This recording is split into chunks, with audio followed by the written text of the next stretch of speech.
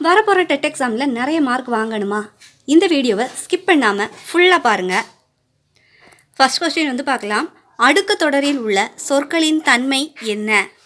Answer பாருங்கள், தனித்தனியாக பொருள் தரும். அதாவது அடுக்கு தொடரில் வரும் சொற்களை பிரித்தாலும் ஒவ்வொன்றுக்கும் தனி பொருள் இருக்கும் அப்படின்னு சொல்லியிருக்காங்க. அடுத்தது, அடுக்கு தொடரில் ஒரு சொல் எத்தனை முறை வரும்? ஆன்சர் 2 முதல் 4 முறை வரும். ஒரே சொல் 2-4 முறை மீண்டும் வரும். அடுத்தது, அடுக்கு தொடரில் சொற்கள் எப்படி இருக்கும்? தனித்தனியாக இருக்கும். ஒவ்வொரு சொல்லும் தனியாகவே பயன்படுத்தப்படும். அடுத்தது, அடுக்கு தொடர் எந்த காரணங்களால் வருகிறது? ஆன்சர் விரைவு, வெகுளி, உவகை, அச்சம், அதாவது உணர்ச்சிகளை வலுப்படுத்த பயன்படுத்தப்படுகிறது. அடுத்த கொஸ்டின், கீழ்கண்டவற்றில் அடுக்கு தொடருக்கான எடுத்துக்காட்டு எது அப்படின்னு பாருங்கள். ஆப்ஷன் பாருங்கள். ஆன்சர் எங்கே எங்கே. ஒரு தனித்தனியாக பொருள் தரும் சொற்கள் மீண்டும் வந்தால் அது அடுக்கு தொடர். அடுத்தது, இரட்டை கிளவியின் முக்கிய தன்மை என்ன அப்படின்னு பார்த்தீங்கன்னா ஆன்சர் பிரித்தால் பொருள் தராது, இணைந்தே அர்த்தம் தரும். அடுத்தது, இரட்டை கிளவியில் ஒரு சொல் எத்தனை முறை வரும்? ஆன்சர் 2 முறை வரும். 2 முறை மட்டுமே வரும். இரட்டை கிளவியில் சொற்கள் எப்படி இருக்கும்? இணைந்தே இருக்கும். சொற்கள் பிரியாமல் ஒன்றாக இருக்கும். கீழ்கண்டவற்றில் இரட்டை கிளவிக்கான எடுத்துக்காட்டு எது? ஆப்ஷன் பாருங்கள். ஆன்சர் கலகல, பிரித்தால் பொருள் தராது. காப்பியத்திற்கான வேறு பெயர் எது? ஆன்சர் மகா காவியம். காப்பியம் பெரிய இலக்கிய வடிவமாக இருக்குது. அடுத்தது, கதை செய்யுள் என்பது எதை குறிக்கும்? ஆன்சர் காப்பியம், கதை வடிவில் அமைந்த செய்யுள் அப்படின்னு சொல்லுவாங்க. அடுத்தது, சிலப்பதிகாரம் காப்பியத்தின் அமைப்பு என்ன? ஆன்சர் காதை. சிலப்பதிகாரம் காதை அமைப்பில் இருக்குது. அடுத்தது, மணிமேகலை காப்பியத்தின் அமைப்பு என்ன? ஆன்சர் காதை, அதாவது மணிமேகலையும் காதை அமைப்பில் இருக்குது. அடுத்தது, சீவக சிந்தாமணி எந்த அமைப்பில் இருக்குது அப்படின்னு பார்த்தீங்கன்னா இளம்பகம். இளம்பகம் என பிரிக்கப்பட்டுள்ளது. கந்த புராணம் எந்த அமைப்பில் இருக்குதுன்னு பார்த்தீங்கன்னா ஆன்சர் படலம். படலம் அமைப்பில், அந்த ஒரு படலம் அமைப்பில் இருக்கிறது. அடுத்தது, கம்பராமாயணம் எந்த அமைப்பில் உள்ளது? ஆன்சர் படலத்தில் இருக்குது. அடுத்தது பார்த்தீங்கன்னா சூப்பர் டாபிக்ஸ் பார்க்கலாம். இப்போ நம்ம பார்த்து முடிச்சது எக்ஸாமுக்கு கண்டிப்பாக கேட்கக்கூடிய முக்கியமான கொஸ்டின் பார்த்தோம். இப்போ டாபிக் வைஸ் பார்க்க போகிறோம். சூப்பர் டாபிக்ஸ் என்னென்னா ஆகுபெயர், மலைப்பொழிவுகள், அடுத்து கண்ணியமிக்க தலைவர்கள், பயணங்கள், தன்னை அறிதல். இந்த தலைப்பில் இருந்து நம்ம ரொம்பவே முக்கியமான கொஸ்டின்ஸாக சூஸ் பண்ணி அப்லோட் பண்ணியிருக்கிறோம். பாருங்கள். ஃபர்ஸ்ட் கொஸ்டின், சாந்தம் உடையோர் பேறு பெற்றோர் என்ற பாடலை இயற்றியவர் யாரு? ஆன்சர் கண்ணதாசன். விளக்கம் பாருங்கள். இந்த பாடல் புகழ்பெற்ற கவிஞர் கண்ணதாசனால் எழுதப்பட்டது. அடுத்தது, வாயும் வயிறும் ஆசையில் விழுந்தால் வாழ்க்கை பாலைவனம் என்ற பாடலை இயற்றியவர் யாரு? ஆன்சர் கண்ணதாசன். வாழ்க்கை நெறி குறித்து பாடியவர் தான் கண்ணதாசன். அடுத்தது, இமைக்கும் போதில் 1000 போட்டி என்ற பாடலை இயற்றியவர் யாரு? ஆன்சர் கண்ணதாசன். இந்த பாடலும் கண்ணதாசனுடைய படைப்பில் ஒன்று தான். அடுத்தது, கண்ணதாசனின் இயற்பெயர் என்ன? ஆன்சர் முத்தையா. கண்ணதாசன் இயற்பெயர் என்னது? முத்தையா. கண்ணதாசனின் சிறப்பு பெயர் என்ன? ஆன்சர் கவியரசு. தமிழ் இலக்கியத்தில் பெரிய பங்களிப்புக்காக கவியரசு என இந்த பட்டத்தை அவர் பெற்றிருக்காரு.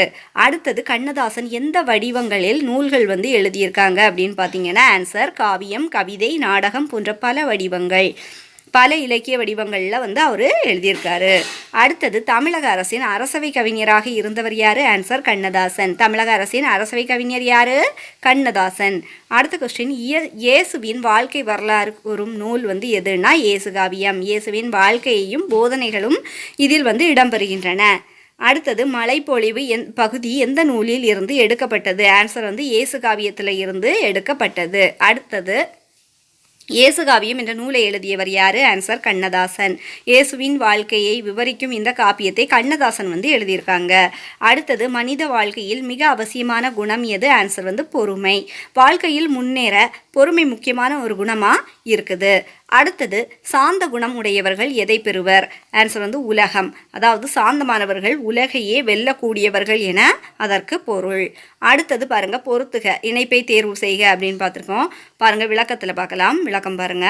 சாந்தம் அப்படின்னா அமைதி, மகத்துவம் அப்படின்னா சிறப்பு, தாரணி அப்படின்னா உலகம், இரக்கம் அப்படின்னா கருணையை குறிக்குது.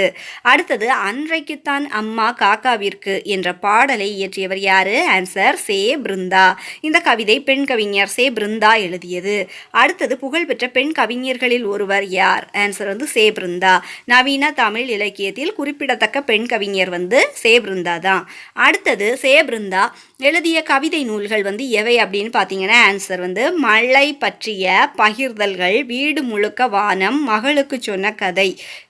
இது வந்து பிருந்தாவின் முக்கிய படைப்புகளாக அந்த நூல் வந்து இருந்திருக்குது. தன்னை அறிதல் என்ற கவிதை எந்த நூலிலிருந்து எடுக்கப்பட்டது? ஆன்சர் வந்து மகளுக்கு சொன்ன கதையிலிருந்து எடுக்கப்பட்டிருக்கு. இந்த கவிதை அந்த நூலிலிருந்து இடம்பெற்றுள்ளது. அடுத்தது கூடு கட்ட தெரியாத பறவை எது? ஆன்சர் வந்து குயில். குயில் தனது முட்டைகளை பிற பறவைகளின் கூட்டில் இடும் அப்படின்னு சொல்லப்பட்டிருக்குது. அடுத்தது எளிமை, நேர்மை, உழைப்பு, பொறுமை, நாட்டுப்பற்று ஆகிய பண்புகளால் சிறந்த தலைவர் யாரு? ஆன்சர் வந்து காயிதே மில்லத். இந்த உயர்ந்த பண்புகளால் விளங்கியவர் தான் காயிதே மில்லத். அடுத்தது கண்ணியமிகு என்ற அடைமொழியால் அழைக்கப்பட்டவர் யாரு? ஆன்சர் வந்து காயிதே மில்லத். அவரது குணநலன்களால் இந்த பெயர் வழங்கப்பட்டது. அடுத்தது காயிதே மில்லத் படித்த கல்லூரி எங்கே இருக்குன்னு பார்த்தீங்கன்னா ஆன்சர் வந்து திருச்சி. தூய வளனார் கல்லூரி திருச்சியில் உள்ளது. அடுத்தது நாட்டின் விடுதலையை முன்னிறுத்தி ஒத்துழையாமை இயக்கத்தில் கலந்து கொண்டவர் யாரு? ஆன்சர் வந்து காயிதே மில்லத். தனது கல்வியை விட நாட்டின் சுதந்திரத்தை மேலாக கருதி போராட்டத்தில் இணைந்தவர் தான் யாரு? காயிதே மில்லத்.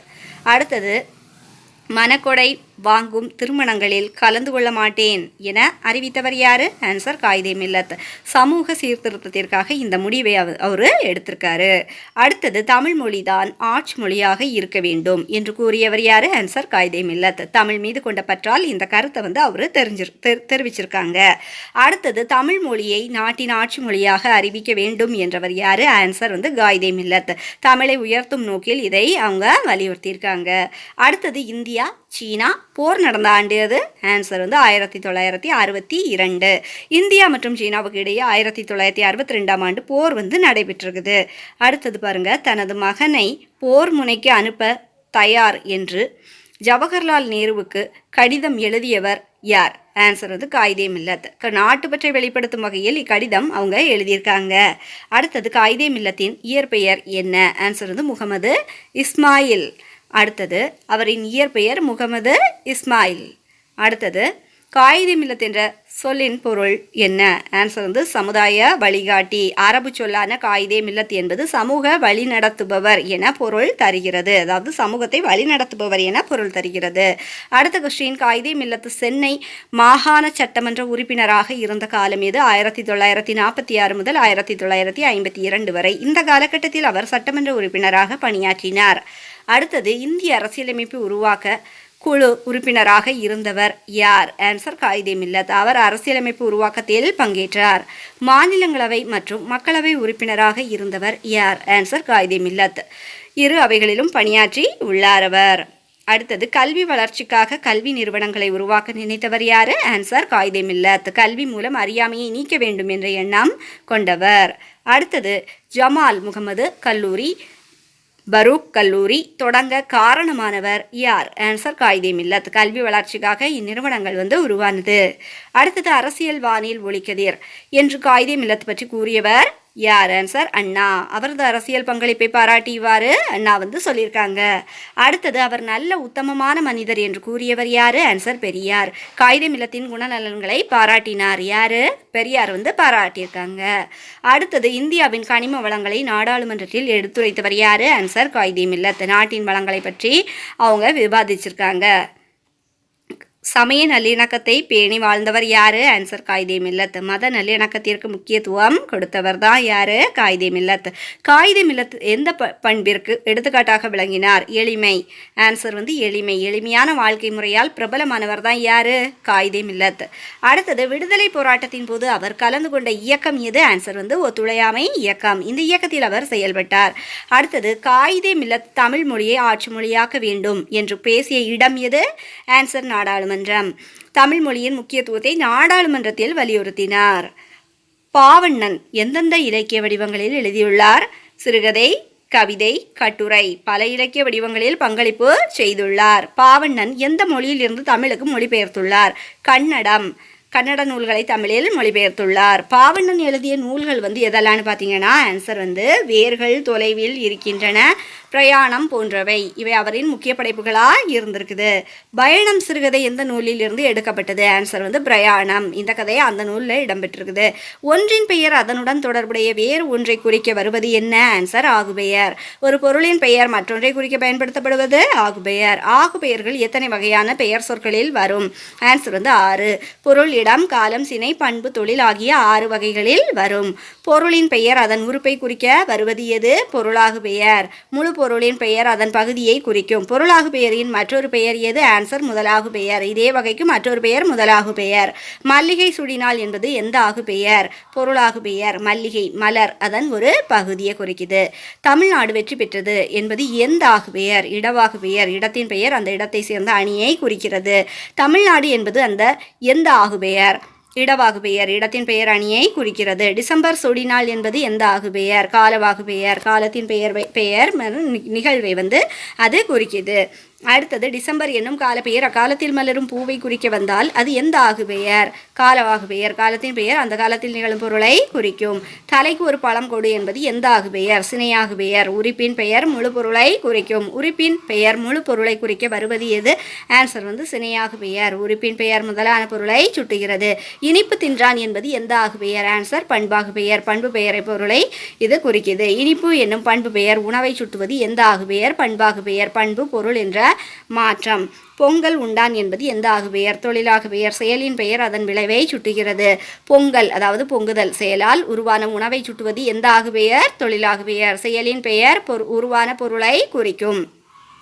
இரட்டை கிளவிக்கான எடுத்துக்காட்டு எது? ஆன்சர் வந்து கலகல.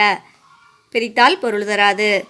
இரட்டையாக வந்து பிரித்தால் பொருள் தராத சொற்கள் வந்து எது? இரட்டை கிளவி. இணைந்தே அர்த்தம் தரும். அடுக்கு தொடர்கான எடுத்துக்காட்டு என்ன? விடை பாம்பு. பாம்பு தனித்தனியாக பொருள் தரும். அடுக்கு தொடரில் சொல் எத்தனை முறை வரும்? ஆன்சர் வந்து 2, 3, 4 முறை வரும். ஒரே சொல் பல முறை வரும். அச்சம், விரைவு போன்ற காரணங்களால் சொல் மீண்டும் வருவது எது? அடுக்கு தொடர். உணர்வுகளை வெளிப்படுத்த பயன்படும். பல முறை வரும் ஒவ்வொரு சொல்லும் பொருள் தருவது எது? ஆன்சர் வந்து அடுக்கு தொடர். ஒவ்வொரு சொல்லும் தனி பொருள் கொண்டது. வினைக்கு அடைமொழியாக குறிப்பு பொருளில் வரும் எது? வினைக்கு அடைமொழியாக குறிப்பு பொருளில் வருவது எது அப்படின்னா இரட்டை கிளவி. ஆன்சர் வினையை விளக்கும்.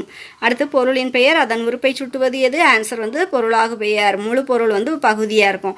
அடுத்தது ஒரு கை குறைகிறது என்பது எந்த ஆகு பெயர்? சினையாகு பெயர். உறுப்பு வந்து முழு பொருளையும் குறிக்குது. அடுத்தது மழை சடசடவென பெய்தது இதில் உள்ள அணி எது அப்படின்னு பார்த்தீங்கன்னா இரட்டை கிளவி. அதாவது சடசட அப்படின்றது வந்து ஒலி வடிவமாக இருக்குது. அடுக்கு தொடரில் அதிகபட்சம் எத்தனை முறை சொல் வரும் அப்படின்னு பார்த்தீங்கன்னா ஆன்சர் 4 முறை. நூலகத்தில் இருப்பவை எவை என்ன அப்படின்னு பார்த்தீங்கன்னா புத்தகம், நூல்கள். நூலகம் என்பது நூல்கள் உள்ள இடத்தை குறிக்கிறது. உலக பொதுமறை மற்றும் புரட்சி கவிஞர் யாரை குறிக்கும் பார்த்தீங்கன்னா திருக்குறள் உலக பொதுமறைக்கு. புரட்சி கவிஞர் அப்படின்னா பாரதிதாசனை குறிக்கும். அடுத்தது முனைப்பாடியார் இயற்றியது மற்றும் நீதிநெறி விளக்கம் பாடியவர் யார்? ஆன்சர் வந்து அறநெறிச்சாரம், குமரகுருபரர். ரெண்டும் வேறு நூல்கள். குற்றாலம் மலை வளத்தை கூறும் நூல் மற்றும் சுரதா என்பதன்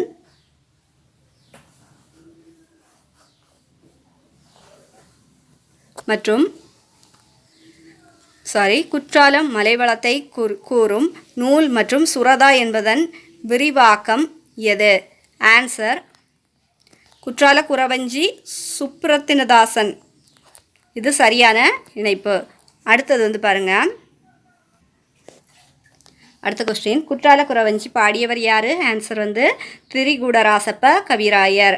குற்றால மலைவளத்தை புகழ்ந்து அவர் பாடியிருக்காரு. அடுத்தது சாந்தம் என்ற சொல்லின் பொருள் என்ன? அமைதி. சாந்தம் என்பது அமைதியை குறிக்கும். மகத்துவம் என்ற சொல்லின் பொருள் என்ன? ஆன்சர் வந்து சிறப்பு. மகத்துவம் வந்து உயர்ந்த தன்மையை குறிக்கிறது. தாரணி என்ற சொல்லின் பொருள் வந்து உலகத்தை குறிக்குது. தாரணி என்பது பூமி இல்லைனா உலகத்தை வந்து குறிக்குது. மலையளவு பிரித்து எழுதுவது எப்படின்னு பார்த்தீங்கன்னா மலை கூட்டல் அளவு. 2 சொற்கள் சேர்ந்து உருவானது. சமயம் என்பதன் ஆங்கிலம் என்ன? ரிலிஜியன். சமயம் ரிலிஜியன். எளிமை என்பதன் ஆங்கிலம் என்ன? சிம்பிளிசிட்டி. எளிமை அப்படின்னா சிம்பிளிசிட்டி. ஈகை என்பதன் ஆங்கிலம் என்னன்னு பார்த்தீங்கன்னா சேரிட்டி. ஈகை அப்படின்னா சேரிட்டி, உதவி செய்வது. அடுத்தது கொள்கை என்பதன் ஆங்கிலம் என்ன? டாக்ட்ரைன். கண்ணியம் என்பதன் ஆங்கிலம் டிக்னிட்டி. கண்ணியம் அப்படின்றதுக்கு ஆங்கிலத்தில் என்னது? டிக்னிட்டி. இப்போ நம்ம பார்த்த கொஸ்டின்ஸ் எல்லாமே உங்களுக்கு ரொம்பவே யூஸ்ஃபுல்லாக இருந்துச்சுன்னா நம்ம ஸ்டடி பஸ் சேனலை சப்ஸ்கிரைப் பண்ணி வச்சுக்கோங்க. அது மட்டும் இல்லை, மறக்காமல் இதே மாதிரி டெட் எக்ஸாமுக்கு ப்ரிப்பேர் பண்ணிகிட்டு இருக்கிறவங்களுக்கு வீடியோ ஷேர் பண்ணி விட்டுருங்க. தேங்க்ஸ் ஃபார் வாட்சிங்.